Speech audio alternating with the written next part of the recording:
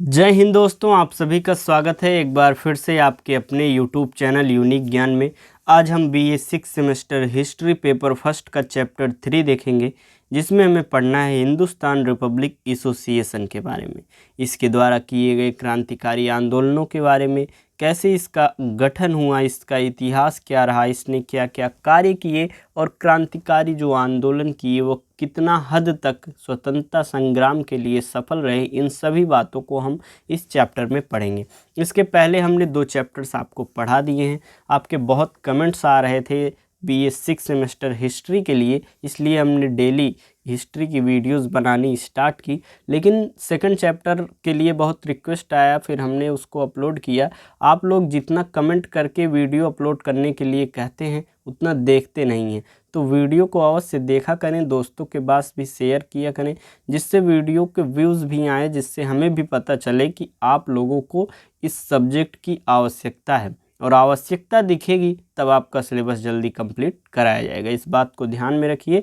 चलिए देखते हैं चैप्टर 3। और अगर आप चैनल पर नए हैं तो चैनल को सब्सक्राइब अवश्य कीजिएगा। साथ ही साथ पूरा लेक्चर, पूरा वीडियो देखने के पश्चात कुछ भी चैप्टर में नहीं समझ में आता है, आप कमेंट करके पूछ सकते हैं।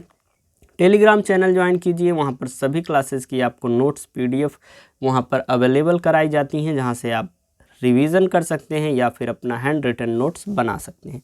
तो चलिए देखते हैं हिंदुस्तान रिपब्लिक एसोसिएशन। ये जो एसोसिएशन है ये बना कैसे, क्या इसके कारण हुए जिसके द्वारा इसका उदय हुआ, और किसने इसकी संगठन किया, किसने इसकी स्थापना की हुई थी। तो हम सबसे पहले आपको बताते हैं कि यह एक क्रांतिकारी आंदोलन के द्वारा ही इसकी शुरुआत की गई थी। तो हिंदुस्तान रिपब्लिक एसोसिएशन के उदय के कारण क्या क्या रहे। क्रांतिकारी जो आंदोलन है वो 3 चरण में है। सबसे पहला चरण 1905 से 1915 तक था। उसके बाद था दूसरा चरण, आपको 2 ही चरण देखने को मिलेंगे आपके सिलेबस में। दूसरा चरण है 1924 से 1946 तक। 1915 से 1924 तक आपको देखने को मिलेगा कि जो द्वितीय चरण है उसके बीच में, प्रथम चरण के बीच में एक प्रकार से अंग्रेजों द्वारा, ब्रिटिशों द्वारा एक प्रकार से दमनात्मक आंदोलन किए गए। जो भी क्रांतिकारी आंदोलन हो रहे थे उनका दमन करने के लिए बहुत ही तेज़ी से विभिन्न उन्होंने एक प्रकार से लाए और उस पर कार्य किए और दमन भी किया। तो सबसे पहला कारण क्या रहा, जो द्वितीय चरण है हमारा भारत में क्रांतिकारी आंदोलन का या फिर हिंदुस्तान रिपब्लिक एसोसिएशन के उदय के कारण का, तो पहला कारण है वह प्रथम चरण का दमन, जो कि 1905 से 1915 तक चला था। प्रथम चरण क्रांतिकारी आंदोलन का, जिसका शुरुआत बंगाल विभाजन के पश्चात हुआ था और 1915 में यह समाप्त हो गया था। इसका दमन करने के लिए क्रांतिकारियों को फांसी दी गई, विभिन्न क्रांतिकारियों को उम्र कैद की सजाएं दी गई और बहुत से उन्होंने कार्य किए, जिससे जो क्रांतिकारी आंदोलन हो रहे थे उसका दमन किया। और बहुत ही एक प्रकार से हिंसात्मक रूप से इन्होंने कार्य किया। तो उसको शांत करने के लिए ब्रिटिश अधिकारियों ने 1919 में मॉन्टेग्यू चेम्सफोर्ड सुधार लाया, जिससे वह एक प्रकार से जो माहौल बना हुआ था, विद्रोह बढ़ रहा था, उसको सुलह कराने के लिए, उसको शांत कराने के लिए मॉन्टेग्यू चेम्सफोर्ड सुधार लाते हैं, और जिसके द्वारा बहुत से क्रांतिकारियों की सजाएं माफ़ कर दी गई और सकारात्मक माहौल बनाने के लिए। लेकिन क्या हुआ कि रॉलेट एक्ट जो उन्होंने लाया हुआ था और जलियांवाला बाग हत्याकांड 1919 में जो हुआ था, इसके कारण माहौल बिगड़ जाता है, क्योंकि जलियांवाला बाग कांड जो था, हत्याकांड, वह बहुत ही हिंसात्मक था। बहुत से निर्दोष लोगों की उसमें जान गई थी, इसलिए लोगों के मन में विद्रोह की भावना बढ़ गई थी। उसके पश्चात गांधी जी ने 1 अगस्त 1920 में असहयोग आंदोलन शुरू किया, जिसको हमने चैप्टर फर्स्ट सेकंड में पढ़ा हुआ है। बहुत अच्छे तरीके से हमने आपको पढ़ाया है। अगर आपने वीडियो नहीं देखे हैं तो वहां से आप जाकर देख सकते हैं असहयोग आंदोलन के विषय में सभी बातें। और यह स्थगित क्यों हुआ, चौरा चौरी कांड के विषय में। चौरा चौरी कांड के पश्चात चौरा चौरी कांड क्या है, कैसे हुआ, उसमें क्या हुआ था, ये सभी भी आपको चैप्टर सेकंड में पढ़ा दिया गया है। तो असहयोग आंदोलन जो हुआ उसमें क्रांतिकारी युवा भी जुड़े, ये हमने आपको ये भी बताया हुआ था, तो ये सब आप समझ रहे होंगे।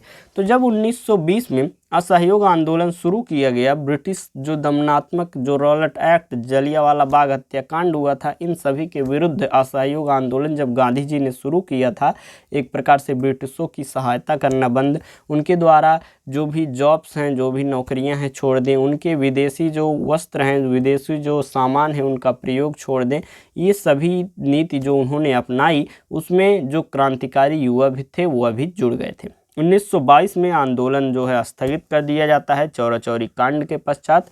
और फिर क्या होता है, जो क्रांतिकारी युवा थे जो असहयोग आंदोलन में जुड़े हुए थे, वह एक प्रकार से निरंतरता अपना बनाए रहते हैं, वह शांत नहीं होते हैं, और उसके पश्चात ही लोग मिलकर हिंदुस्तान रिपब्लिक एसोसिएशन का गठन कर लेते हैं।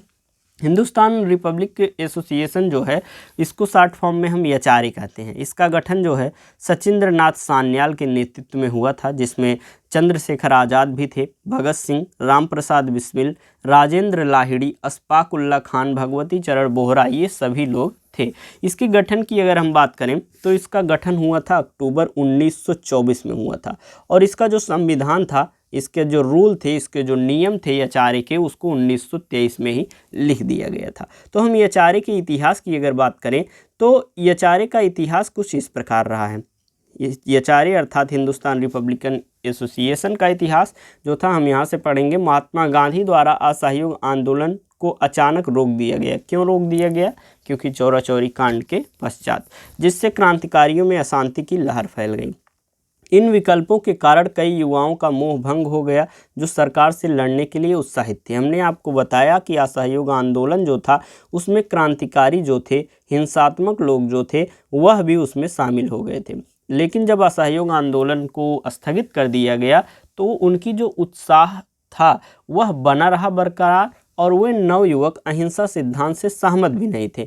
उनका मानना था कि बल और अहिंसा का प्रयोग करके, हम हिंसा का प्रयोग करके अंग्रेजों को देश से बाहर निकाला जा सकता है। दुनिया भर में कई खूनी क्रांतियां, तख्तापलट उसी समय हुई जब दुनिया के अन्य क्षेत्रों में विरोध प्रदर्शन हुए।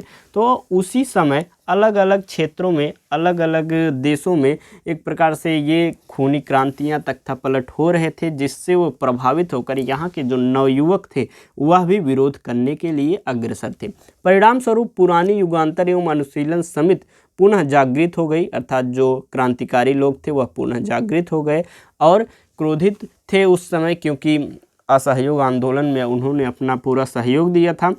उसको जब बंद कर दिया गया तो उनके बीच में आतंकवादी क्रांतिकारियों की एक नई नस्ल प्रकट हुई। उस समय हम बात करें तो आतंकवादी शब्द इतना अपमानजनक नहीं था जितना इस समय है। उसका मतलब था आतंकवादी क्रांतिकारी, अर्थात जो उग्रतापूर्वक हिंसा के बल पर जो स्वतंत्रता चाहते थे उन्हें कहा जाता था। इनमें से कुछ युवा पूर्वी बंगाल गांव में मिले। इनमें प्रतुल गांगुली, सचिंद्र नाथ सान्याल, नरेंद्र मोहन सेन, ये सभी थे। यहाँ उन्होंने अनुशीलन समिति शाखा की स्थापना की। और यह जो हिंदुस्तान रिपब्लिकन एसोसिएशन है, यह कहाँ से ये लोग प्रेरणा पाकर इसका नाम रखे थे? आयरिश रिपब्लिकन आर्मी से वह प्रेरणा पाकर इसका नाम हिंदुस्तान रिपब्लिकन एसोसिएशन रखे थे। अब हम इसका गठन किस प्रकार हुआ यह भी जान लें। हिंदुस्तान रिपब्लिकन एसोसिएशन एचआरए का संविधान जो है वह 1923 में लाला हरदयाल के नेतृत्व में राम प्रसाद बिस्मिल द्वारा इलाहाबाद में लिखा गया था। ये हमने आपको पहले ही बता दिया कि 1923 में इसका संविधान, एचआरए का संविधान अर्थात इसका रूल, इसका जो नियम है उसको लिखा गया। और जो ये नियम थे उसको पीला पर्चा के नाम से जाना जाता था। एचआरए का जो विधान था, एचआरए के जो नियम थे उसको पीला पर्चा के नाम से भी जाना जाता था। जोगेश चंद्र चटर्जी और सचिंद्र नाथ सान्याल पार्टी के दो अतिरिक्त उल्लेखनीय सदस्य थे। एचआरए ने इलाहाबाद के अलावा आगरा, कानपुर, वाराणसी, लखनऊ और शाहजहांपुर और सहारनपुर में भी कार्यालय खोले। इसके पास देवगढ़ और कोलकाता में बम बनाने की सुविधाएं भी थी। पार्टी का मंच जिसे क्रांतिकारी कहा गया, सान्याल द्वारा लिखा गया। इसमें देश के युवाओं से पार्टी में शामिल होने और स्वतंत्रता के संघर्ष में भाग लेने का आग्रह करने वाली विस्फोटक सामग्री दिखाई गई। ये सभी चीज़ें जब उनको दिखाई गई तो जो नवयुवक थे वह प्रेरित हुए कि एक प्रकार से यह जो नई संगठन बनी है एचआरए, हिंदुस्तान रिपब्लिकन एसोसिएशन, इसके पास बम भी है, इसके पास लोग भी दी हैं और इनका एक प्रकार से अच्छा उद्देश्य भी है, भारत की स्वतंत्रता को प्राप्त करने का उद्देश्य भी है और इनमें जुनून है। हम इनके साथ अगर जुड़ेंगे तो हम भी इनके साथ स्वतंत्रता की लड़ाई में शामिल हो जाएंगे। इसने गांधी जी की रणनीतियों को खारिज कर दिया। यह जो आचार्य था, जो गांधी जी अहिंसात्मक रूप से कार्य कर रहे थे, उसको खारिज कर दिया और उन पर हमला कर दिया। किस पर? ब्रिटिशों पर। घोषणा पत्र में दावा किया गया कि इसका लक्ष्य ब्रिटिश शासन को उखाड़ फेंकने के बाद संयुक्त राज्य अमेरिका का संघीय गणराज्य बनाना था। इसके बाद अतिरिक्त इसने सार्वभौमिक मतदान की मांग की। बाद में भारत में साम्यवादी समाज को बढ़ावा दिया और उत्तर भारत के कई शहरों में पर्चे बांटे। पर्चे अर्थात पीला पर्चा बांटा, जो कि उसके विधान में था, उसके नियम जो थे। 1924 से 1925 में चंद्रशेखर आज़ाद, सुखदेव और भगत सिंह सहित अनेकों युवा पार्टी में शामिल हो गए और धीरे धीरे यह विकास करने लगा। हिंदुस्तान रिपब्लिकन एसोसिएशन के जो मुख्य सदस्य थे उसमें थे राम प्रसाद बिस्मिल, अशफाक उल्ला खां, सचिंद्र नाथ बख्शी, सचिंद्र नाथ सान्याल, जोगेश चंद्र चटर्जी, चंद्रशेखर आज़ाद एवं भगत सिंह। अगर हम बात करें हिंदुस्तान रिपब्लिकन एसोसिएशन के उद्देश्य के बारे में, उनके उद्देश्य क्या थे, तो पहला तो था एक प्रकार से क्रांतिकारी आंदोलन। जो एचआरए था उसका सबसे पहला जो उद्देश्य था वह था क्रांतिकारी आंदोलन। अब क्रांतिकारी आंदोलन होगा कैसे? उसमें लोगों की सबसे पहले भर्ती करानी होगी, उनका प्रशिक्षण करना होगा, मतलब उनको सिखाना होगा कि कैसे क्या करना है। उसके लिए धन की भी आवश्यकता होगी, हथियार की आवश्यकता होगी और फिर जब ये सब तैयार हो जाएंगे, ये सभी चीज़ें हमें उपलब्ध हो जाएंगी, तब हम क्रांतिकारी घटनाएं करेंगे। यह उनका उद्देश्य था। तो भर्ती होगी, उनका प्रशिक्षण किया जाएगा, धन की आवश्यकता होगी क्योंकि हथियार भी लेने हैं और सभी चीज़ें उपलब्ध होने के बाद क्रांतिकारी घटनाएं वो लोग करते थे। उनका दूसरा उद्देश्य क्या था? भारत जो है वह एक राज्यों का संघ होगा, ऐसा उनका मानना था। प्रांतों में पूर्ण स्वायत्तता होगी, एक प्रकार से जो यहाँ के प्रांत हैं उनके जो अधिकारी होंगे उनकी स्वायत्तता होगी, उनके पास खुद का डिसीजन लेने का एक प्रकार से मौका होगा, उन्हें अवसर दिया जाएगा। और वयस्क मतदान की भी मांग एचआरए ने की थी। वयस्क मतदान अर्थात जो उस समय के वयस्क लोग थे, सभी लोगों को उस समय मतदान का एक प्रकार से अधिकार नहीं था। अगला उनका उद्देश्य था मनुष्य द्वारा मनुष्य का शोषण नहीं होना चाहिए। ये सभी उनके उद्देश्य थे। इसको हम विस्तार से जानेंगे। एक योजनाबद्ध सैन्य विद्रोह के माध्यम से हिंदुस्तान रिपब्लिकन एसोसिएशन द्वारा संयुक्त राज्य अमेरिका का संघीय गणराज्य बनाया जाता था। पूर्ण स्वतंत्रता प्राप्त करने के लिए प्रत्यक्ष कार्रवाई और क्रांति की आवश्यकता और व्यवहार्यता को दर्शाने और भारत के लोगों को गांधी के अहिंसक तरीकों की निरर्थकता से अवगत कराना था। एक प्रकार से जो अहिंसा का लोग एक प्रकार से उनके पीछे चल रहे थे अहिंसा के मार्ग पर, उसको वह निरर्थक बताते हैं, लोगों को समझाते हैं और हिंसा के रास्ते पर चलने को कहते हैं और उनका साथ देने को कहते हैं, क्रांतिकारी आंदोलन में सहयोग करने को कहते हैं। भारत में ब्रिटिश साम्राज्यवाद को प्रतिस्थापित करने के लिए संयुक्त राज्य अमेरिका के एक संघीय गणराज्य की स्थापना करना, जो वैचारिक रूप से रूसी क्रांति और साम्राज्यवादी विचारधारा से प्रभावित हो। एचआरए ने ब्रिटिश और ब्रिटिश समर्थकों के बीच आतंकवाद, अधिकारियों की हत्या, धन जुटाने के लिए राजनीतिक डकैतियां, राज्य के खिलाफ हमलों का इस्तेमाल किया। एचआरए का दृष्टिकोण समाजवादी था और क्रांतिकारी आतंकवादी संगठन होने के बावजूद भी आतंकवादी जो शब्द था, हमने पहले ही बताया, तब उतना अपमानजनक नहीं था जितना आज है। ब्रिटिशों को उखाड़कर संयुक्त राज्य भारत बनाने की मांग इन लोगों ने की थी। भगत सिंह, चंद्रशेखर आज़ाद, सुखदेव, राम प्रसाद बिस्मिल, रोशन सिंह, अशफाक उल्ला खां, राजेंद्र लाहिड़ी और कई अन्य जैसे युवा विजेता इस विचार में रुचि रखते थे। इनका उद्देश्य आपको पूर्णतः समझ में आ गया होगा। अभी तक सभी बातें बहुत ही सरल और साधारण भाषा में आपको बताई जा रही हैं, बहुत अच्छे तरीके से समझ में आया है। हमें पढ़ना है एचआरए, हिंदुस्तान रिपब्लिक एसोसिएशन। इसका स्थापना सबसे पहले हमने नहीं बताया, इसको हमने सबसे पहले आपको बताया कि क्या कारण थे कि इसके उदय की आवश्यकता पड़ी। इस संगठन के बनाने की आवश्यकता क्यों पड़ी, इसके कारण को हमने पहले जाना। फिर हिंदुस्तान रिपब्लिक एसोसिएशन, यह संगठन किसने स्थापना की, कब की, इसके उद्देश्य, इसका गठन, सभी चीज़ें हमने जान ली हैं। इसके बाद हम इसके कुछ कार्यों को जानेंगे। उद्देश्य में हमने देखा था कि क्रांतिकारी आंदोलन सबसे पहले करना उनका उद्देश्य था। उसके लिए धन की आवश्यकता होगी, सबसे बड़ी और सबसे ज़रूरत की चीज़ क्या थी, धन थी। उसके लिए ये लोग सबसे पहले लोगों को, जो यहाँ पर धनाढ़ लोग थे, उनसे ज़बरदस्ती करके उनसे लेते थे, लेकिन उतना धन नहीं एकत्रित हो पाता था। फिर इन्होंने डकैतियाँ डालना शुरू किया, डकैतियों से भी उतना धन एक प्रकार से नहीं जुटा सके। फिर इन्होंने सोचा क्यों ना हम सरकार के जो धन है उसमें ही लूटें और उनके ही धन से उनके विद्रोह में हम विद्रोह कर सकें, अर्थात हथियार ले सकें उनके धन के ही द्वारा।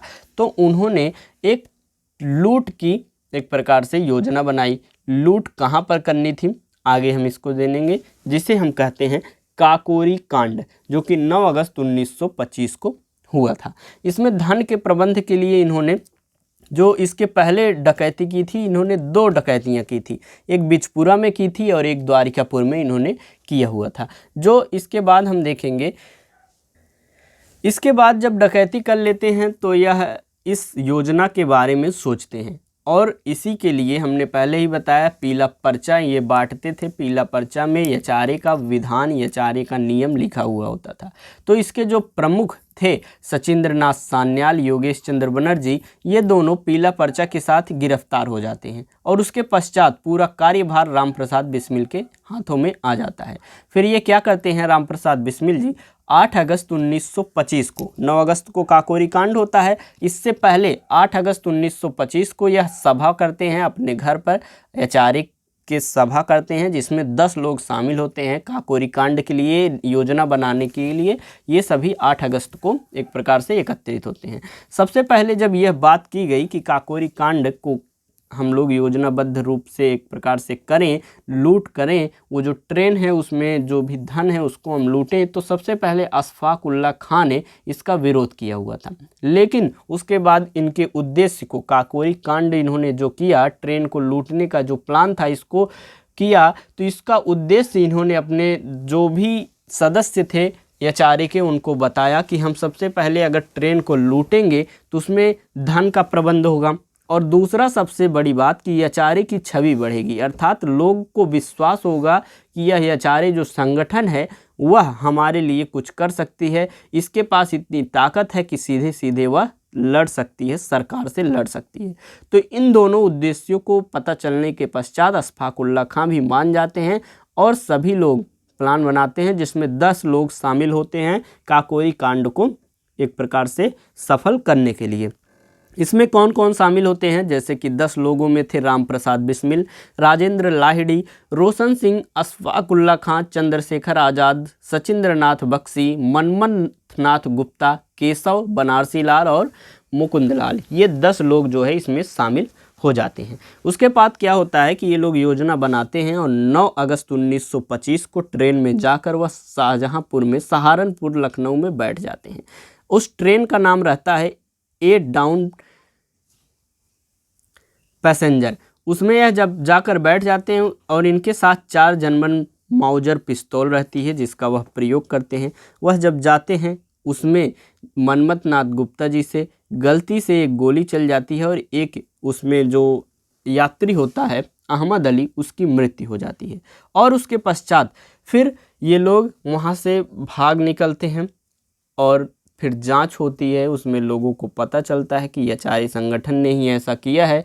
तो ब्रिटिश ने इसके खिलाफ बहुत ही तेज़ी से कार्य किया, उसमें से 40 लोगों को गिरफ्तार किया और फिर 40 लोगों में से 4 लोगों को उनमें से फांसी दे दी गई और जो बाकी लोग थे कुछ लोगों को काला पानी की सज़ा दी गई और यही काकोरी कांड हुआ। इसको हम जानेंगे विस्तार से। हमने आपको एक प्रकार से अच्छे से समझा दिया कहानी के रूप में। अब हम इसको पढ़ेंगे। 9 अगस्त 1925 को रेल से ले जा रहे सरकारी खजाने को क्रांतिकारियों द्वारा लखनऊ के पास काकोरी रेलवे स्टेशन के पास लूट लिया गया। यह जो काकोरी रेलवे स्टेशन था, यह कोई माना जाना रेलवे स्टेशन नहीं था। यह बहुत ही छोटा था, इसलिए इसे चुने थे क्योंकि यहाँ पर ज़्यादा भीड़ नहीं होगी, पहली बात। दूसरी, यहाँ पर ज़्यादा सेना नहीं होगी और हम आसानी से, अर्थात ये जो एचआरए संगठन के सदस्य थे, वह आसानी से ट्रेन को लूट पाएंगे। यह कांड काकोरी कांड के नाम से जाना जाने लगा भारतीय स्वतंत्रता संग्राम के इतिहास में, और यह प्रसिद्ध हो गया।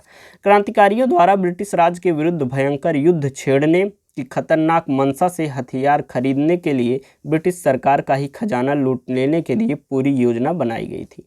वह स्वतंत्रता संग्राम का तब तक सबसे दुस्साहसी कारनामा था जिससे अंग्रेजी सरकार सख्ते में आ गई थी, एक प्रकार से डर गई थी और उसके खिलाफ उन्होंने बहुत ही एक प्रकार से दमनात्मक रूप से कार्यवाही की थी। अंग्रेजों के खजाने को लूट लेना, वह भी चलती रेल से, और उसकी सुरक्षा व्यवस्था को तोड़कर कितने साहस, शौर्य, संकल्प और सुनियोजित परिणाम रणनीति की जरूरत होगी, वह भी अपना कोई निजी स्वार्थ नहीं, क्रांतिकारियों द्वारा चलाए जा रहे आज़ादी के आंदोलन की गति देने के लिए धन की तत्कालीन व्यवस्था की जरूरत के लिए। अर्थात ये लोग किसी निजी कार्य के लिए नहीं लूट रहे थे। फिर शाहजहांपुर में हुई बैठक के दौरान रामप्रसाद बिस्मिल ने अंग्रेजी सरकार का खजाना लूटने की योजना बनाई थी। हमने आपको बताया, जब सचिंद्रनाथ सान्याल और योगेश चंद्र बनर्जी पीला पर्चा बांटते हुए गिरफ्तार हो जाते हैं तो रामप्रसाद बिस्मिल के कंधों पर एचआरए का पूरा कार्यभार आ जाता है। फिर वह शाहजहांपुर, जहां उनका घर रहता है, वहां पर रामप्रसाद बिस्मिल ने एचआरए का संगठन बुलाया और वहां पर काकोरी खजाना लूटने का एक प्रकार से योजना बनाई। इस योजना अनुसार दल के ही एक प्रमुख सदस्य राजेंद्र नाथ लाहिड़ी ने 9 अगस्त 1925 को लखनऊ जिले के काकोरी रेलवे स्टेशन से छूटी 8 down Saharanpur Lucknow passenger train को चैन खींचकर रोका और क्रांतिकारी पंडित रामप्रसाद बिस्मिल के नेतृत्व में अशफाक उल्लाह खां, पंडित चंद्रशेखर आज़ाद व अन्य सहयोगियों की मदद से गार्ड के डिब्बे से सरकारी खजाने का बक्सा नीचे गिरा दिया गया। पहले तो उसे खोलने की कोशिश की गई, किंतु जब वह नहीं खुला तो अशफाक उल्लाह खां ने अपना माउजर मनमथ नाथ गुप्ता को पकड़ा दिया। हमने आपको बताया था पहले ही कि ये लोग 4 जर्मन माउजर पिस्तौल लेकर गए हुए थे लूटने के लिए। उसमें से एक था अशफाक उल्लाह खां के पास। जब वह खोलने लगते हैं बक्से को तो नहीं खुलता है, तो अपना माउजर मनमथ नाथ गुप्ता को पकड़ा देते हैं। हथौड़ा लेकर बक्सा तोड़ने के लिए जुट जाते हैं तो मनमथ नाथ गुप्त ने उत्सुकतावश माउजर का ट्रिगर दबा दिया, जिससे छोटी गोली अहमद अली नाम के एक मुसाफिर को लग गई थी। इसीलिए बाद में चलकर इनके ऊपर मर्डर का भी केस चला हुआ था। वह मौके पर ही ढेर हो गया। शीघ्रतावश चांदी के सिक्कों व नोटों से भरे चमड़े के थैले चादरों से बांधकर वहां से भागने में एक चादर वहीं पर छूट गई। एक प्रकार से उसी से पता चल जाता है। अगले दिन अखबारों के माध्यम से यह खबर पूरे संसार में फैल गई। ब्रिटिश सरकार ने इस ट्रेन डकैती को गंभीरता से लिया और सीआईडी इंस्पेक्टर उस समय जो थे तसद्दुक हुसैन के नेतृत्व में स्कॉटलैंड की सबसे तेज तर्रार पुलिस को इसकी जांच का काम सौंप दिया।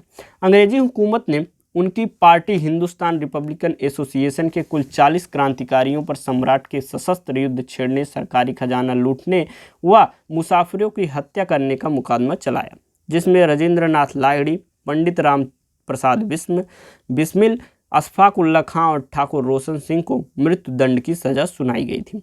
इस मुकदमे में 16 अन्य क्रांतिकारियों को से कम 4 वर्ष की सजा से लेकर अधिकतम काला पानी का दंड दिया हुआ था।